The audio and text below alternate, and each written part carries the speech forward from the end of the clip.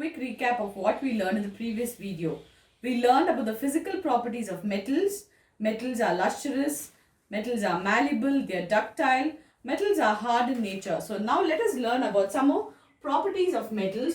We will be learning about heat energy, metals as good conductors of electricity, metals as sonorous and high melting point. And there are some exceptions what we're going to learn between both the properties of metals as well as non-metals. So let's start. So why do you think, why are metals used for cooking? Which energy do we need to cook food? So when you think, which energy do we need to cook food? It's not simply we just eat. Yes, we need to know which energy do we need to cook food. Yes, it is none other than heat energy. So we need heat energy to cook food, and metals are good conductors of heat. So they evenly transfer the heat to the entire surface. The two best conductors of heat are copper, silver. And the poor conductors of heat are lead and mercury.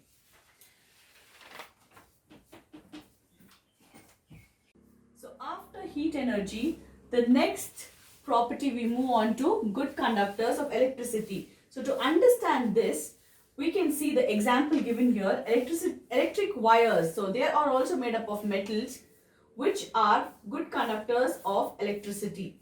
And they are coated with rubber-like material, which you can see there, which acts as an insulator which prevents us from getting electrocuted if we happen to touch the wire by mistake. To understand the next property of metals, I will give you an example. So what happens when you strike a metal on a hard surface? So for example, when you're cycling and someone comes in front of you, what do? Yes, you first ring the bell by striking it. So the sound produced when you hit against a hard surface is called sonorous, which is one of the properties of metals. So we can write as the meaning of sonorous is produce sound when hit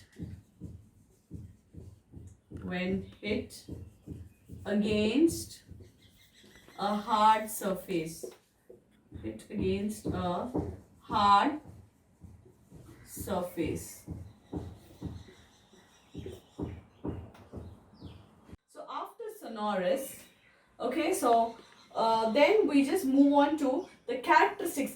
I will talk about high melting point a little later. So when the properties of metals, when you have understood the properties of metals, so what do you think are the characteristic properties of non-metals? So just the opposite of metals. To understand the properties of non-metals, I have taken here example sulfur and then carbon. So they do not have luster, if you can see. That means to say they do not have shine like how we have in metals, and are brittle in nature. Brittle in nature, that means they cannot be beaten into thin sheets like how we do in metals, but they become powder. So you can see the powder form. So when you hit by a hard substance, by a hard substance, it becomes powder form. So non-metals can be gases like hydrogen, oxygen, or solids like carbon and sulfur. So put on your thinking caps and tell me now, do you know any non-metal in liquid state? Yes, it is bromine. So bromine is the only non-metal which is in liquid state.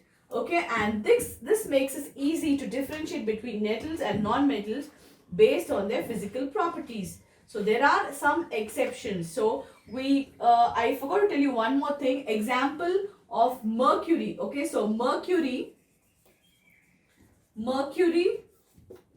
also is a metal, but metals, as we know, they are solids except mercury, which is liquid.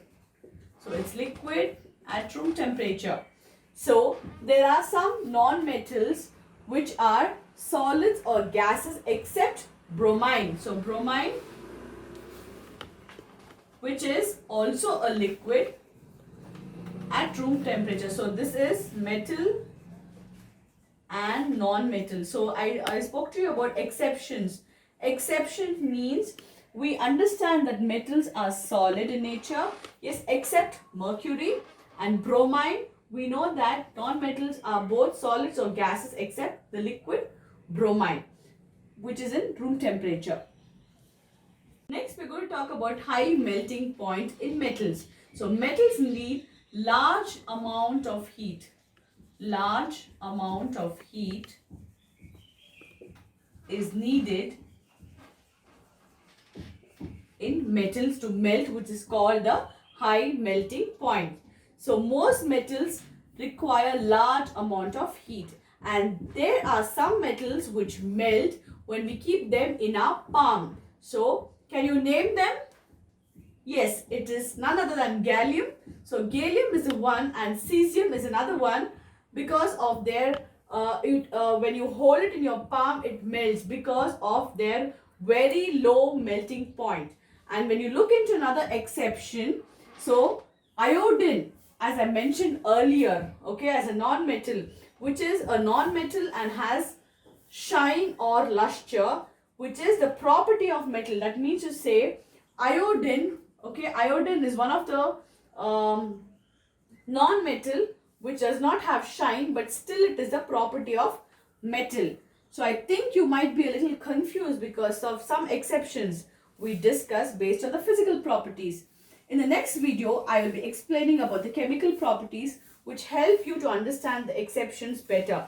So for as of now, I will just give you the properties of metals and non-metals.